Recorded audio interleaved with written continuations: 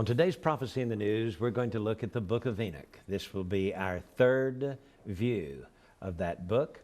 And today we're going to be finishing up the book of the Watchers. There are actually 7 books to the book of Enoch, or 7 scrolls. 5 scrolls with several chapters, and then 2 little appendixes or addendums to the collection. And it has been absolutely fascinating. Today's program sees Enoch take a flight in a heavenly celestial vehicle around the world, and his description is phenomenal. Gary Stearman is here to discuss with me the Ancient Book of Enoch, Part 3. J.R., the Ancient Book of Enoch was written for us today. We agree on that. It was written for the latter days, and that was its very intention from the outset. And in the Book of Enoch, we learn things that have a lot to do with the summation of the end of days and the judgment of God and so forth. Enoch is given a guided tour by Michael, Gabriel, Raphael, Uriel, and in today's broadcast, we're going to look at this guided tour. He apparently is escorted aboard some sort of celestial transportation vehicle that's advanced far beyond anything we can imagine today. And Gary, as we begin with chapter 22 here, and by the way, we're going to study chapters 22 through 36, as we look at chapter 22, this vehicle is not only a transportation vehicle, but it's a transdimensional vehicle. Mm-hmm. It takes him beneath the mountains to see Sheol, or 4 apartments, it's called here. 4 apartments where the souls of men will be kept after death until Judgment Day.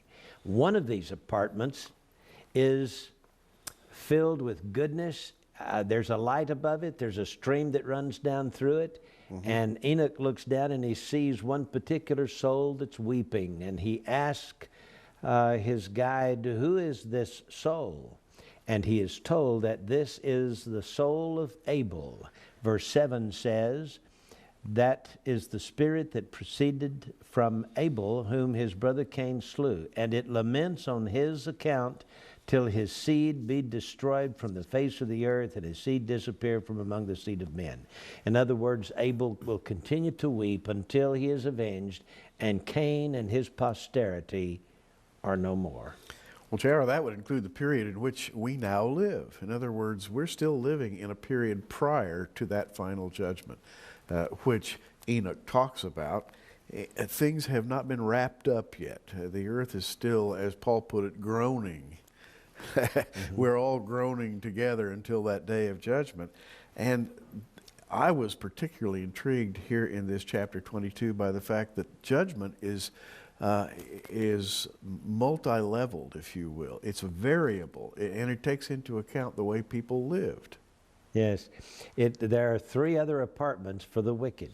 Mm-hmm. And one is for those who are killed violently. Right. And another apartment is for those who did the killing. Mm-hmm.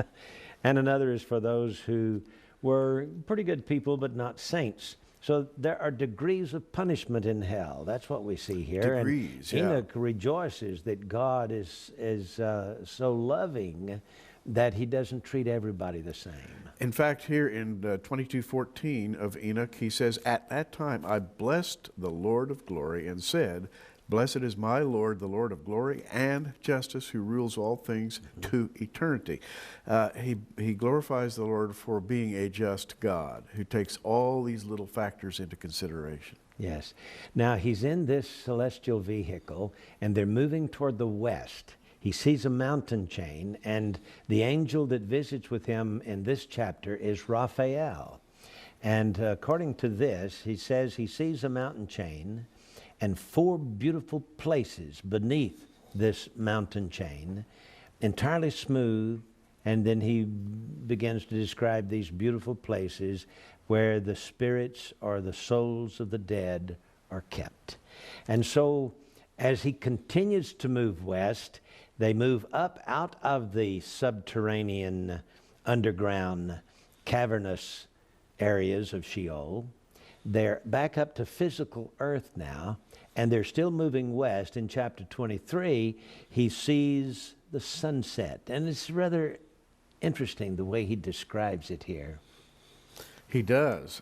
He said, and from there I went to another place towards the west, to the ends of the earth, and I saw a flaming fire which ran without resting, and did not cease from its course day or night, but continued regularly. And I asked, saying, what is that which has no rest? At that time answered Raguel. Now this is the second angel in the guided tour, one of the holy angels who was with me, and said to me, that burning fire which thou seest running toward the west is the fire of all the luminaries of heaven. Wow, that excites the imagination. Yeah.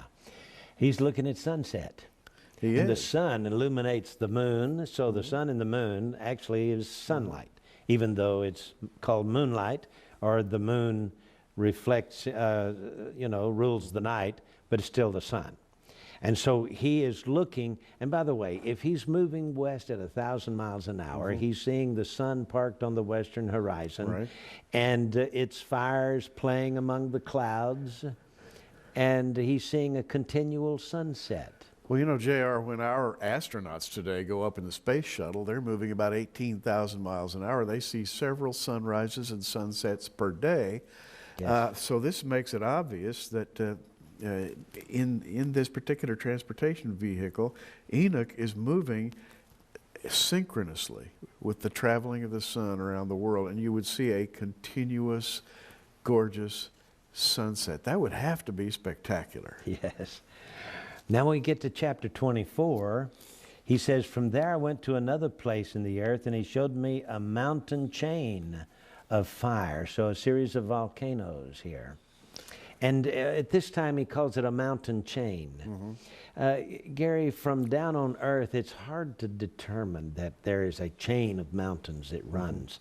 But from above, you can see the top of the crest of the mountain that runs, the ridge, the mountain ridge that runs for miles. And so I would say that he had to be above the terrain to look down and describe this. Well, JR, in these days of Google Earth, you know, we can just sit down at our computer and we can dial up the mountain chain. We can see the one that runs from the tip of South America, the Andes, all the way up Central America. We can see the mountain chain of the Rockies that runs all the way up into Canada. We can see the Sierras, the mountain chain that runs all the way up into Alaska. But for Enoch in his day to have seen a mountain chain, he had to have a very unique vantage point. Yes, which certainly speaks for the authenticity of this book. It does. Now he says that he sees 7 magnificent mountains, 3 toward the east and 3 toward the south, and the 7th hill was between these. Now to me that's a menorah design, Gary. 3 hills and 3 hills, but the 7th one is described in the 4th position. And so I'm reminded of our studies in the mystery of the menorah, how the lamps on the lampstand of ancient Israel depicted 3 on one side, 3 on the other side, with the servant lamp standing elevated above the others in the middle. And basically we're seeing this 7th hill, and its height is like the seat of a throne, and surrounded with fragrant trees. And so as he describes this, Gary, I'm thinking there is a blue lake atop this mountain that is probably situated in a dormant volcano. And around the shores of this lake is a forest of trees. And so I'm thinking, you know, that he's looking at this, and there may even be a snow cap around in some of these areas around the trees and the forests. And so it would look kind of like the throne of God. You remember in heaven there's this emerald color and the sea of glass before the throne, and the throne looks like hoarfrost, or it's looks frosted looking, a white substance that the throne is made out of. So here he's looking at these mountains, and it just seems to relate to him that it's like the throne of God. And he goes on to say that among these trees He said there was some trees that did not wither in eternity. Its fruit is beautiful. Its fruit is like the vine and the palm tree. And so he asks, what is this tree that's fair and its fruit very pleasant to the eye? And at this time, Michael speaks up. Now, first we had Raphael and then Raguel, and now Michael in this chapter gives him the identity of this tree. Tell us about that, Gary. Well, this tree is, J.R., to me, metaphorically, I see this almost a connection between heaven and earth. He calls it a throne-like mountain, and he sees here a tree that does not wither in eternity. We recognize this, I think, as the tree of life. Yeah. And so what we're talking about here, in my mind, and it's so difficult to attach position to this, but it sounds like the throne of God touching earth, almost like the middle lamp in that menorah. Yeah. And the energy of the tree of life being transfused to planet earth. And it is described in the next chapter, chapter 25. But Gary, he has gone from the netherworld, underground, to the sunset, and now he sees these 7 mountains, this mountain chain. Could he have been suddenly transferred to another dimension in heaven? Is this tree in heaven? Because I don't know that the tree at this time is still on earth. That's what I was getting ready to say. We're groping for a location on earth, but he says here, the seventh hill was between these, and their heights, they were all like seats of a throne surrounded with fragrant trees. That sounds like heaven touching earth, or a view of heaven, if you will. Yeah. So now he's transcended the dimensions, and could he be in the location of the place where God will ultimately touch the earth? Evidently, it's where God has the tree of life. So in chapter 25, he talks about, in fact, Michael says, Enoch, what dost thou ask me concerning the fragrance of this tree, and dost thou seek to know? And Enoch answered him, saying, concerning all things I desire to know, but especially concerning this tree. So he explains to him what this tree is. We're reminded of Revelation 22, verses 1 and 2, and he showed me a pure river of the water of life, clear as crystal, proceeding out of the throne of God and of the Lamb. In the midst of the street of it, on either side of the river, there was the tree of life, which bare 12 manner of fruits, and yielded her fruit every month. And the leaves of the tree were for the healing of the nations. That's one view. Enoch has a little bit different view, but it's the same thing. It is. And Michael tells him that this summit of this high mountain is like the throne of God. And it says, is the throne where the holy and great God of glory, the eternal King, will sit when he shall descend to visit the earth with goodness. Gary, is this the holy city, New Jerusalem, he's describing here? It just sort of sounds like a little preview of the New Jerusalem. I'm struck by one thing, the structure of this. We have the mountains, 3 on each side, 1 in the middle, the menorah, and we know the menorah in the temple stood for the connection between heaven and earth, the place where the Spirit of God touches the earth, and that middle lamp, which Enoch refers to as the 7th, that middle mountain, is the place where the Spirit of God touches earth. So what we've got here is a preview of the New Jerusalem, I think. Yeah. Now he also says that this tree of beautiful fragrance cannot be touched by any flesh. So it evidently has been removed from the planet after the fall in the Garden of Eden. And Adam and Eve are still alive at this point. Yes. Which I think is rather interesting. He goes on to say, this will be given to the just and the humble when all things are atoned for. He said, the time of the great judgment. After the judgment, then he said, when all things are atoned for and consummated for eternity, this will be given to the just and the humble. And from its fruit life will be given to the chosen. It'll be planted toward the north in a holy place, toward the house of the Lord. It sounds like it's going to be brought down to Jerusalem. And it's going to be planted. These groves of trees called a tree of life will be planted on either side of a river that Ezekiel says will flow out of the Temple Mount and down across the, shall we say, where, in Zechariah it says that the Mount of Olives will be split in two. And a river will run all the way down to the Dead Sea. And this tree of life will be placed there, according to Ezekiel, and its leaves are for the healing of the nations.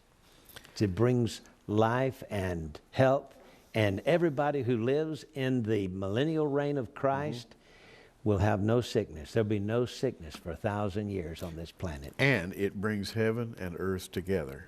Yes. By the way, it's fascinating in the progression of Enoch. As he goes through this guided tour, we come logically to another stop.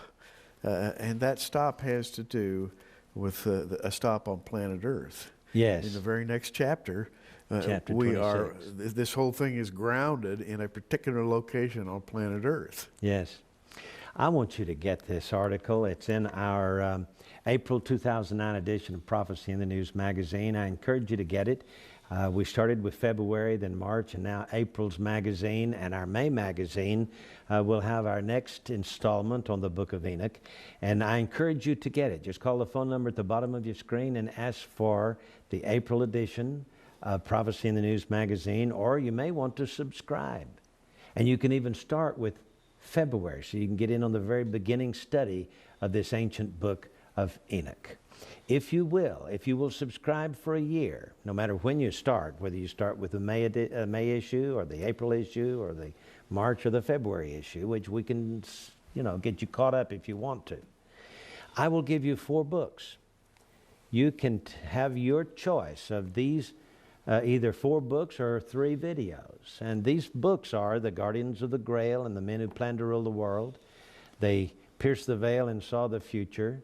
Hidden Prophecies in the Song of Moses, and our book I mentioned a little while ago, The Mystery of the Menorah and the Hebrew Alphabet. This is a $48 value. They can be yours absolutely free with your 1-year subscription to Prophecy in the News magazine. For $34.95, and we'll pay for the shipping and handling. That will take care of the postage to send these 4 books to you and the 12 issues of Prophecy in the News magazine. So I hope you will get them today. Now, if you already have the books, or if you would like to have the videos, they are 3 lectures that I've given before live audiences. There is The Legend of the Holy Grail, a program called Birth Defect, and another one called Job, the Oldest Prophecy in the Bible, and we'll pitch in an extra bonus, the 12 issues of last year's magazines for 2008 on a CD. It's Acrobat's paperless PDF format. You can get them and put them in your computer and read the 2008 magazines as if you were looking at the actual print version. So you can either get the videos or you can get the books. I encourage you to call the phone number at the bottom of your screen and order them today. Gary? Well, in the next chapter, we've been in the heavenlies, and we come to chapter 26, and Enoch says, "And from here I went to the middle of the earth and saw a place." So we are at a geographical location. Yes. "Blessed and fruitful, where there were branches which rooted and sprouted out of a tree that was cut." Now we have here, I think, a delightful riddle. Yes. We have a place and we have a tree. What in the world does all this mean? Yes, there was no settlement there. There were no people living in that area at the time, but we're talking Jerusalem here. He said the middle of the earth. Well, Gary, the Jews believe that Jerusalem is the navel of the earth, That's or the true. very middle of the earth. In fact, you can spread the map out, just as we have on the wall here behind us. You can start there in Jerusalem, and you can go in 4 directions, toward the north and toward the south, and east and west, and you can find that Jerusalem is right in the very center of the land masses of the earth.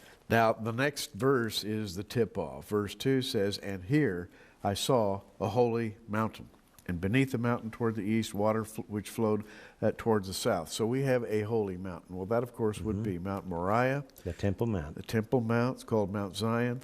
And, J.R., that mountain has been holy from time immemorial. Yes, it has. And the Kedron Valley in front of it, and the Kedron, the brook Kedron, running through there, the little stream of water. And it goes on to say, "I saw to the east another mountain of the same height, between them a deep valley, but not broad. Therein also water flowed along the mountain." We're talking the Kedron Valley here, and the Mount of Olives just to the east of the Temple Mount. Then he says, "Toward the west was another mountain, lower than the former mountain, not high." Now, Gary, that's Jerusalem proper. That's the old, across the Tyropian Valley, another hill, before it drops down at the Jaffa Gate into another valley. That's right. And we have here, it says, between them a valley. That would be the Tyropian Valley, between the two mountains, the mountain west of the Temple Mount. And then it says, "And other deep and sterile valleys were at the end of the three." So these three mountains described here, and right down at the south end of them is the Gehenna Valley. And that's what he's describing here. He said, "I was astonished on account of the rocks, and astonished on account of the valleys, and was very much astonished." And he goes on in the next chapter 27 and calls this valley a cursed valley. And now his guide is Uriel. Tell us about that. Uriel is the guide. And by the way, these holy angels, J.R., each one seems to have like a field of knowledge. Like they are specialists, if you will. And Enoch says in the very next chapter, he asks a question of Uriel. He says, "Then I said, for what purpose is this blessed land, which is entirely filled with trees, and this cursed valley between them?" So he's got the question we've got. And this goes back to that cut tree we were talking about a minute ago. The cut tree seems to be Israel. Yes. And who cut that tree? They go there, they see virgin territory, they're looking at a tree laying on the Temple Mount, and it's cut down. Right. That's dispersed Israel. That's a prophecy. That's a metaphor there of the chosen people that will be kicked out of their land, go into Babylonian captivity, and then go into Roman captivity for 2,000 years, will be without a homeland. And when he says, what's the purpose of this blessed land? That's the Holy Land. That's God's land that he's giving to the Jewish people. And Gary, today, the Palestinians want to take it away. They do. Now listen to Uriel's answer. Enoch asks the question, what's this for? Then answered Uriel, one of the holy angels who was with me, and said to me, this cursed valley is for those who will be cursed to eternity, and here will be assembled all those who have spoken with their mouths unseemly words against God, and speak insolently of his glory, and here they will be assembled, and here will be their judgment. You know, J.R., we remember Armageddon. The Lord draws all the nations together to that spot. Yes. And they speak blasphemous words against the Lord. You know, that's the same image, I think, that Uriel has. Yeah, absolutely. Now in Joshua chapter 15, verse 8, this is called the Valley of the Son of Hinnom. And from that, Jesus talks about in Matthew 5:22, whosoever shall say thou fool shall be in danger of hell fire. And the word hell there in English, in the Greek, is Gehenna. So he's using the dump ground of Israel. Right. Of Jerusalem, the place where the worm dieth not and the fire is not quenched, as a picture of hell. And J.R., even as we make this program, right now, the nations are gathered. They're gathered toward that valley, that valley of judgment. Yeah. I mean, we're living in that time. Yeah.